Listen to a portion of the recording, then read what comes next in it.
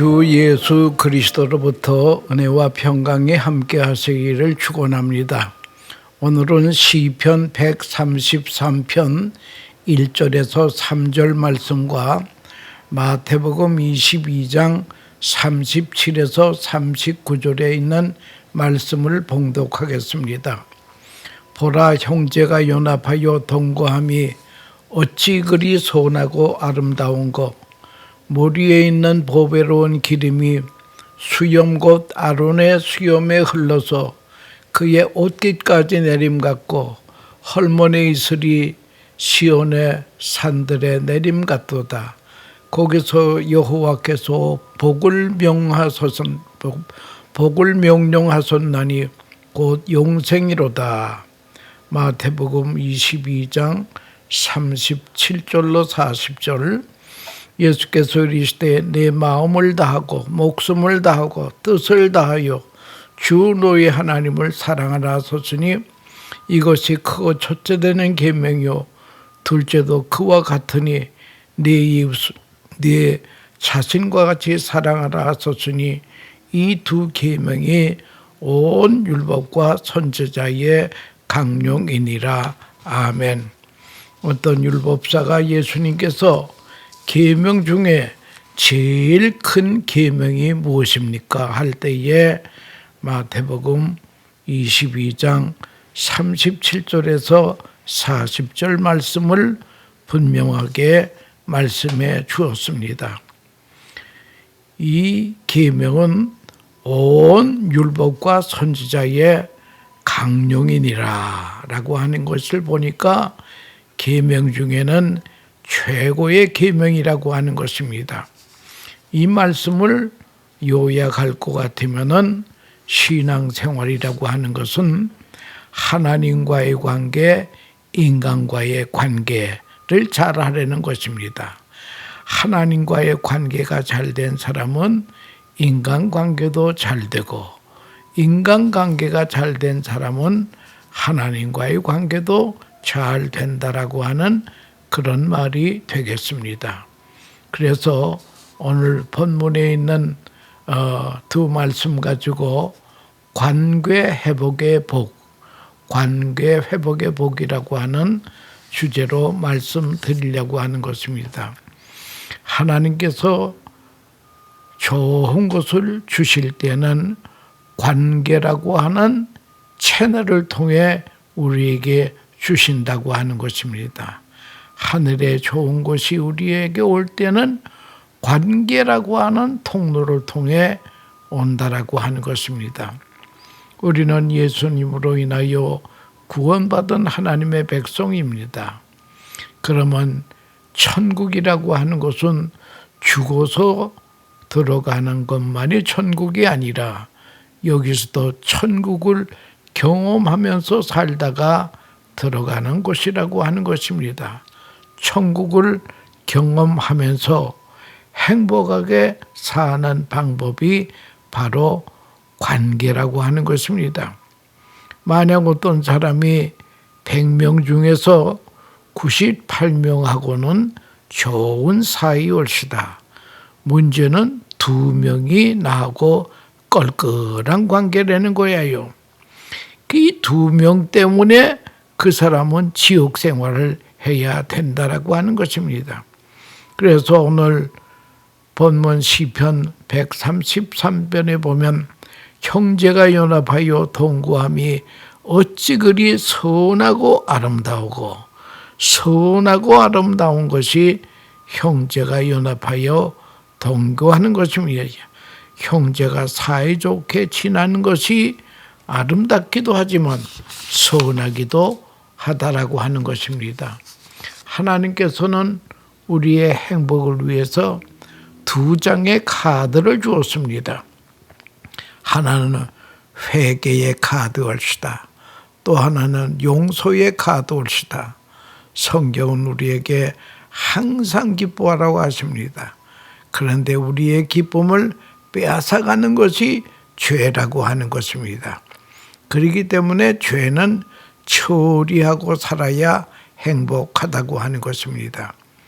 요한 1서 1장 9절에 보면 만일 우리가 우리 죄를 자백하면 그는 미쁘시고 의로우사 우리의 죄를 사하시며 우리를 모든 불의에서 깨끗게 하실 것이요 라고 하는 그런 말씀이 있습니다. 그러니까 죄를 처리하는 방법은 우리가 우리 죄를 자백한다. 이 자백한다라고 하는 것이 헬라 말로 호모그네오라고 하는 그런 뜻인데요. 이 호메그네오라고 하는 것은 호모라고 하는 것은 같다라고 하는 것입니다. 그네오라고 하는 것은 동의한다는 말이에요. 호모그네오.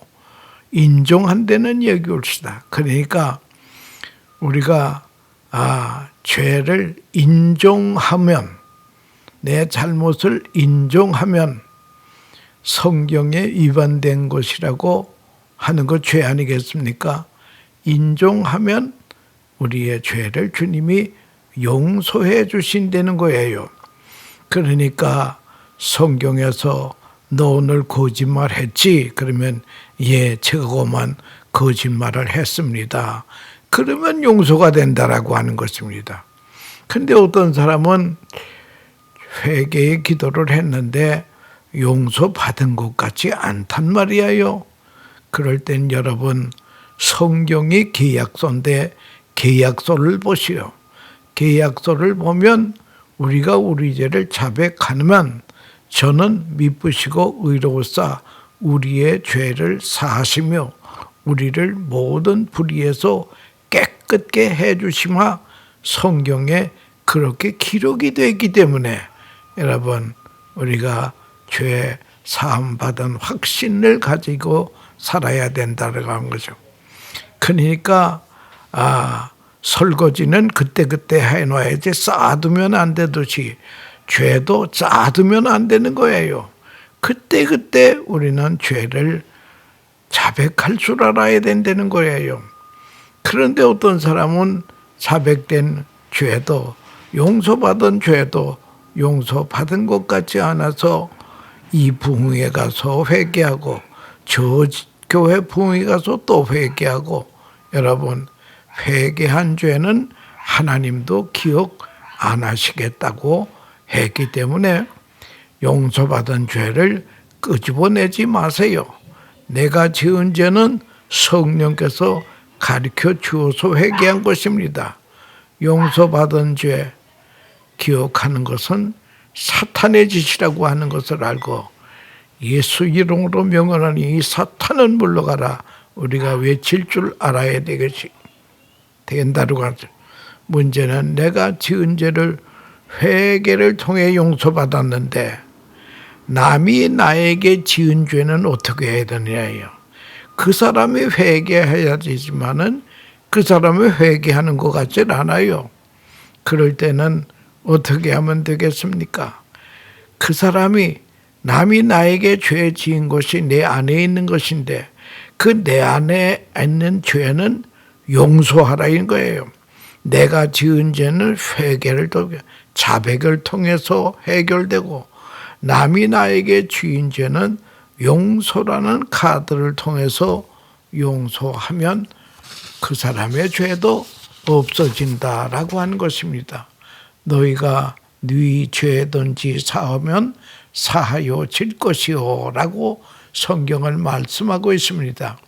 내가 지은 죄는 회개를 통해서 처리하고 남이 나에게 지은 죄는 용서를 통해 처리하면 우리가 기뻐할 수 있다는 거예요. 죄가 없으면 우리 마음이 기쁘다고 하는 것입니다.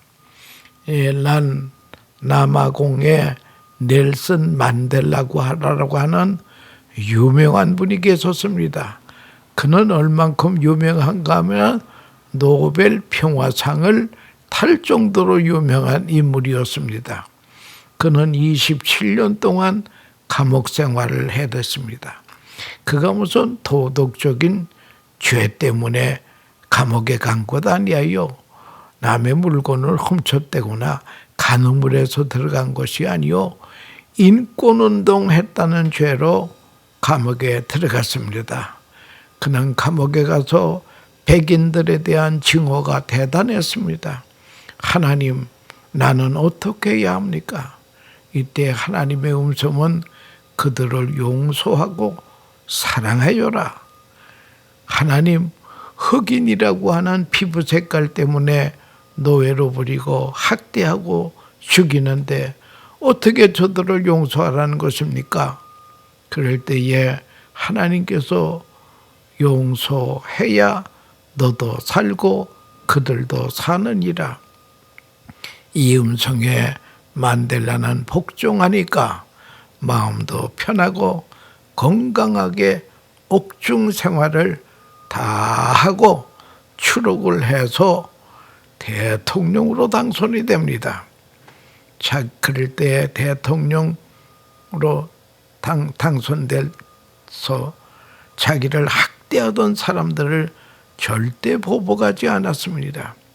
대통령 취임식 때에 악질 간수들을 아주 귀빈 속에 앉게 했습니다. 미국을 얼마 후에 미국을 방문했을 때에 그때 클린턴 대통령이 대통령 재임 시였는데 클린턴 대통령이 묻더라는 거예요. 그 악질 간수를 왜 VIP 속에 앉혔습니까? 할 때에 그는 말합니다.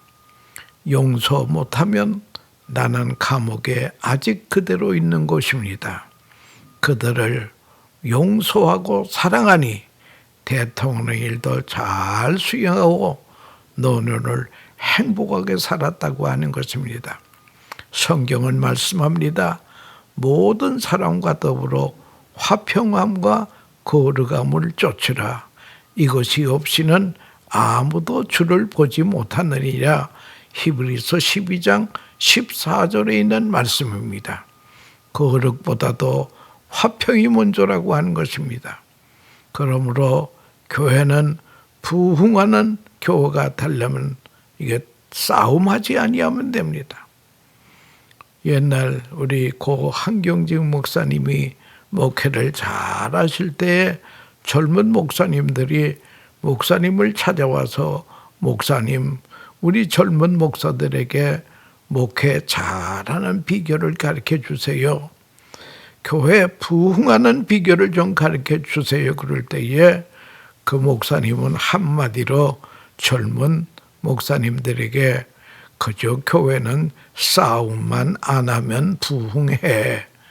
여러분, 싸움만 안 하면 부흥한다라고 하는 이 말씀을 우리가 명심해서 들어야 된다는 것이에요. 사도 바울도 믿음의 아들 디모데 목사에게 말했습니다. 말다툼을 하지 말라고 엄히 명하라. 이는 유익이 하나도 없느니라. 디모데 후서에 있는 말씀이 옳시다. 내 몸을 불사르게 내어줄지라도 사랑이 없으면 아무것도 아니라고 그랬습니다.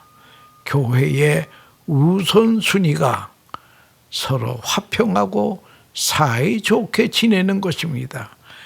이 화평이 예배보다도 앞선 거예요. 예배를 드리려다가 불화한 것이 있으면 가서 화해하고 와서 예배를 드리라고 그렇게 말하지 않았습니까?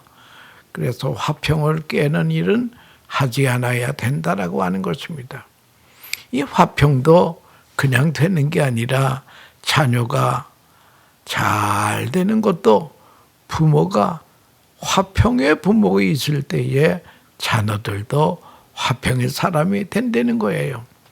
오늘 본문 3절에 보면 거기서 복을 명하셨나니 곧 영생이로다. 이 화평을 통해서 복이 내려온다는 거예요. 좋은 관계를 통해서 복이 내려온다는 거예요. 1960년 미소리 주립대학에서 60세 된 사람들 2,000명을 조사했습니다. 그 후에 20년 후에 1980년에 이들을 다시 조사해 보니까 거기에 487명이 살아남았다더래요. 이들의 삶을 조사해 보니까 한결같이 사랑과 인간관계를 잘 유지했다고 하는 그런 결론이 나왔습니다. 그러니까 여러분, 건강하게 잘 사는 방법도 다른 것이 아니라 우리가 화평제일주의로 사는 것이 이게 비결이라고 하는 것을 알아야 합니다. 그래서 바울이 고린도 교회를 향해 하신 말씀, 믿음, 소망, 사랑, 이 세 가지는 항상 있을 것인데 그 중에 제일은 사랑이라. 여러분, 믿음, 생활, 소망 다 이 땅에서 하고 끝납니다. 그러나 사랑은 이 땅에서만이 아니라 하늘나라에 가서 할 것이 사랑밖에 없다는 거예요. 하늘나라에 가서는 전도도 못합니다. 다 구원받은 사람인데 뭘 전도하겠습니까? 거기는 죽을 수도 없습니다. 여러분, 우리가 영생을 얻었는데 어떻게 죽겠습니까? 켄터키 주립 정신병원에서 발표한 것인데요. 정신병 환자의 대부분이 가족 문제였다는 거예요. 약 2년 동안 병원에서 약물 치료를 잘해서 집으로 보내면 3개월 만에는 더 중증 환자가 되어서 다시 병원으로 입원해 온다는 거예요. 이런 일을 반복하는데 조사해 보니까 그 가정은, 정신병 환자의 가정은 정신병 만드는 공장이었다는 거예요. 멀쩡한 사람도 그 가정에 들어가면 정신병 환자가 될 수밖에 없다고 하는 그런 아주 나쁜 가정이 올시다. 그래서 주님은 사랑을 그렇게 강조했습니다. 원수도 사랑하라. 이것이 내가 사는 길이라고 하는 것입니다. 관계 중에 부부관계가 중요합니다. 결혼은 하나님이 디자인하신 것입니다. 결혼에 대해서 성경은 사람이 그 부모를 떠나 둘이 한 몸이 될지라, 결혼은 사람만이 합니다. 짐승은 안 합니다. 천사도 결혼 안 합니다. 그러므로 사람이 사람하고 결혼하면 행복합니다. 결혼해서 어려움을 겪는 이유는 배우자를 사람 중에서 찾아야 하는데 배우자를 천사 같은 사람에게서 찾으려고 하니까 안 되는 것입니다. 천사는 결혼도 안 하는 것입니다. 그러므로 결혼할 사람은 상대를 사람 중에서 찾아야 된다는 거예요. 그러므로 우리는 오늘 사람은 어떤 존재인가를 알아야 될 것입니다. 사람이 사람하고 결혼을 하는데 먼저 결혼에 앞서서 사람은 어떤 존재인가를 알아야 됩니다. 모든 사람의 공통적인 것이 있는데 그게 5가지라는 거예요. 5가지 정도를 우리는 성경에서 찾아볼 수 있습니다. 첫째, 사람은 누구나 연약한 게 있다는 거예요. 연약한 데가 있다는 거예요. 두 번째는 사람은 누구든지 부족한 데가 있다는 거예요. 세 번째는 허물이 다 있다는 거예요. 네 번째는 좋은 점도 있다는 거예요. 5번째는 잘하는 능력도 있다고 하는 것입니다. 이것을 나라고 생각하면 아멘 해야 됩니다. 우리는 아무리 노력해도 이 5가지를 가지고 살다가 세상을 떠나게 된다는 거예요. 이런 남녀가 만나서 사는 것이 결혼이라고 하는 것입니다. 직장에서 상사와 하급자의 관계, 부자의 관계, 친구 관계, 스승과 제자의 관계, 교회에서는 목자와 양의 관계, 이런 5가지 사람들 가진 사람들이 모여서 삽니다. 만약 목사가 앞에 3가지는 없고 뒤에 2가지만 있다면 얼마나 좋겠습니까?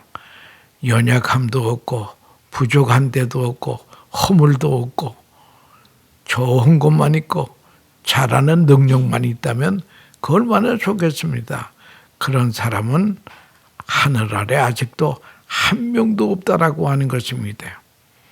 이제는 사람하고 사귈 때에 내가 이런 존재라고 하는 것을 인정하고 시작해야 될 것입니다. 그러므로 젊은이들이 남녀가 데이트할 때도 비교하면서 그러니 지구 끝까지 가도 없다는 거예요. 5가지를 가진 남녀가 만나서 사는 것이 세상이라고 하는 것입니다. 5가지를 어떻게 처리하느냐가 그게 관건이라고 하는 것입니다.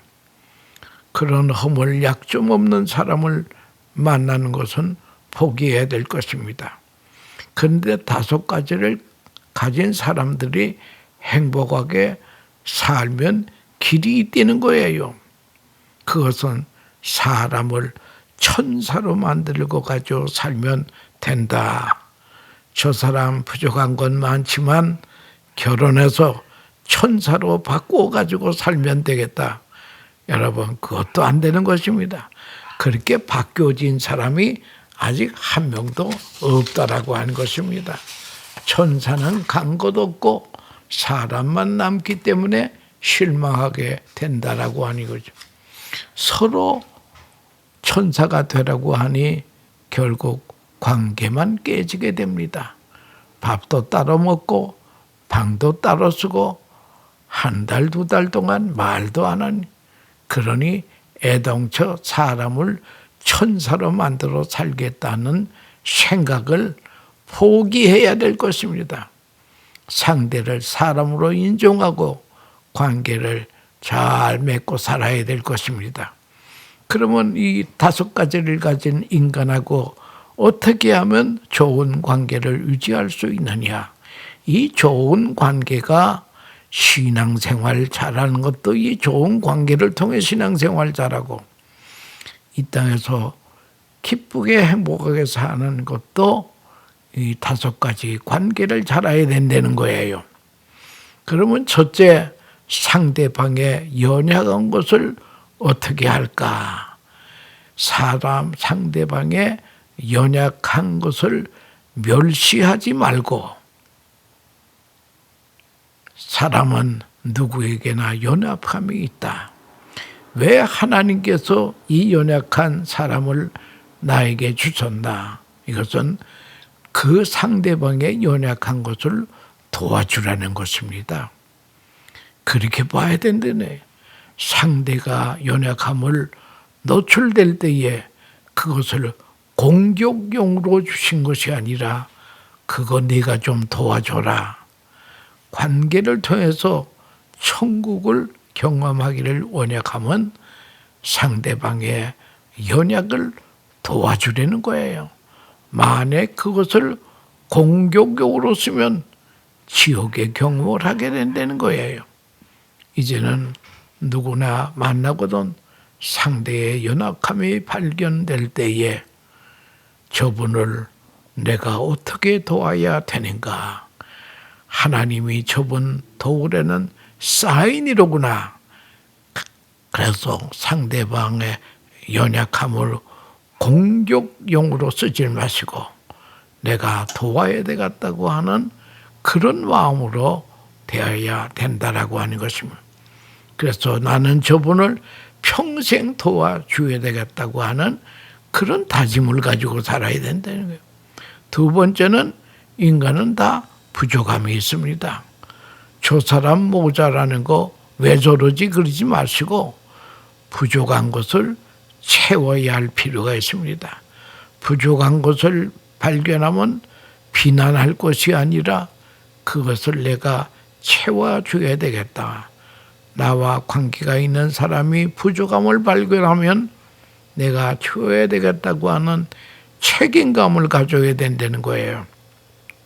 나의 결혼의 목적이 당신의 부족을 채우기 위해서 하나님이 짝지어 주셨다. 이렇게 생각해야 된다는 거예요.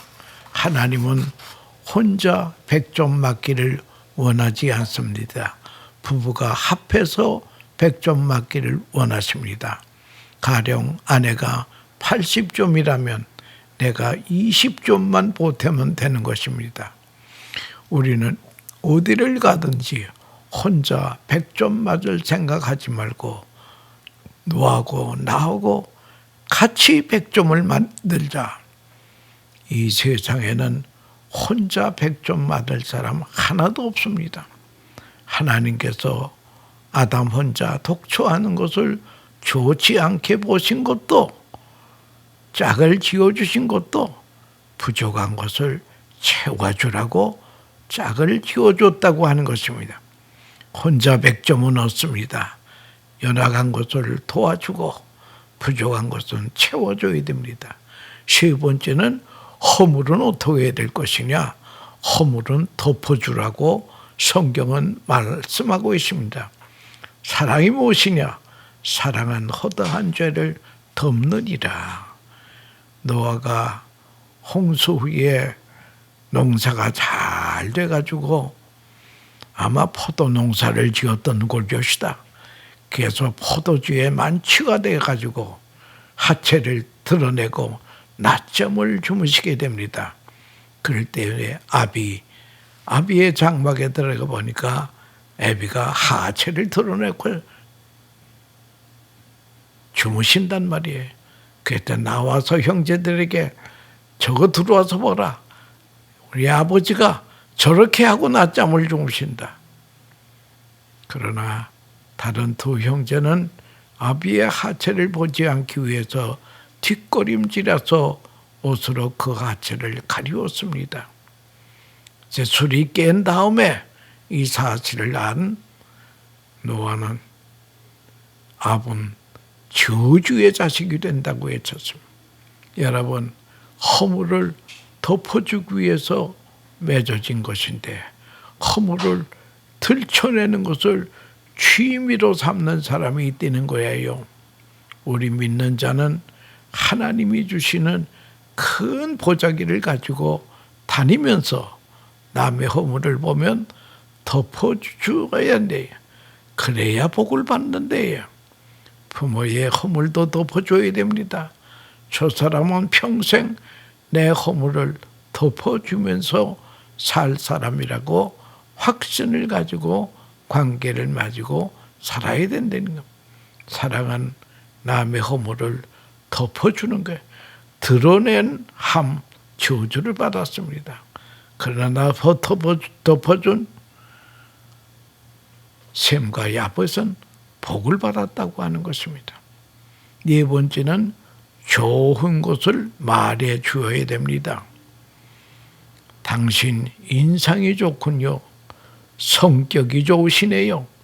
이게 좋은 것은 말해 줘야 된다는 거죠. 다섯 번째는 뛰어난 것은 인정해 줘야 됩니다. 당신은 언변이 뛰어납니다. 당신은 주기를 좋아하니 참 부럽습니다. 뛰어난 것을 인정해 주면 더 큰 일을 한다는 거예요. 남의 잘한 것을 인정해 주면 돌 같은 사람이 금과 같은 사람이 된다라고 하는 것을 알아야 됩니다. 남의 잘못을 지적하면 금과 같은 사람도 돌과 같은 사람으로 만든다는 거예요. 상대의 부족함과 허물을 하나님께 얘기하고 상대방에게는 얘기하면 안 된다는 거예요. 면전에서 이야기하지 말라라고 하는 좋은 것은 면전에서 말해 주라라고 하는 것입니다.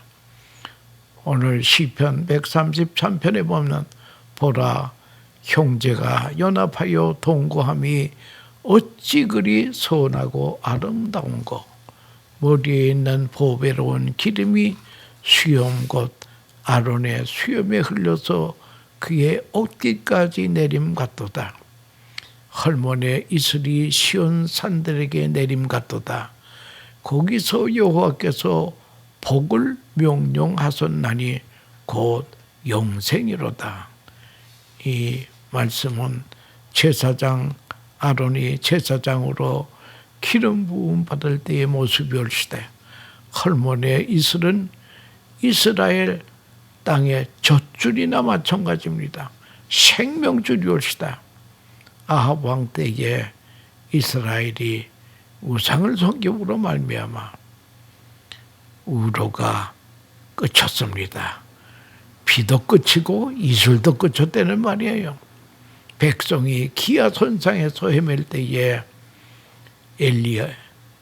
엘리야가 가멜산에서 무너진 제단을 다시 수축하고 하나님 앞에 제사를 드릴 때에 감으로 메마른 땅이 단비가 내려옵니다. 화해와 하나님을 통해 복이 내려온다고 하는 것이 시너지 효과라는 말이 있습니다. 그 말은 무엇인가 하니 소 한 마리가 6톤의 짐을 끕니다. 2마리가 끌면 12톤을 끌어야 하는데 실제로 2마리가 끌면 24톤을 갑절이나 효과가 난다라고 하는 것입니다. 그것을 시너지 효과라고 합니다. 형제가 연합하여 동거함이 이 땅에서 큰일도 하고 천국 생활을 맛보게 된다라고 하는 것입니다. 하나님께서 우리를 세상에 보내신 곳은 행복하게 살다가 오너라 행복의 열매를 맺으라고 하는 것입니다. 그러므로 요한복음 10장 10절에 도적이 오는 것은 죽이고 멸망시키려는 것이요 내가 온 것은 예수님이 온 것은 양으로 생명을 얻게 하고 더 풍성히 얻게 하려고 함이니라. 예수님은 십자가에서 하나님과 우리 사이에 화목제물이 되어 주셨다고 하는 것을 알고 우리가 화평제일주의로 사는 복된 하나님의 백성들 다 되시기를 축원합니다. 감사합니다.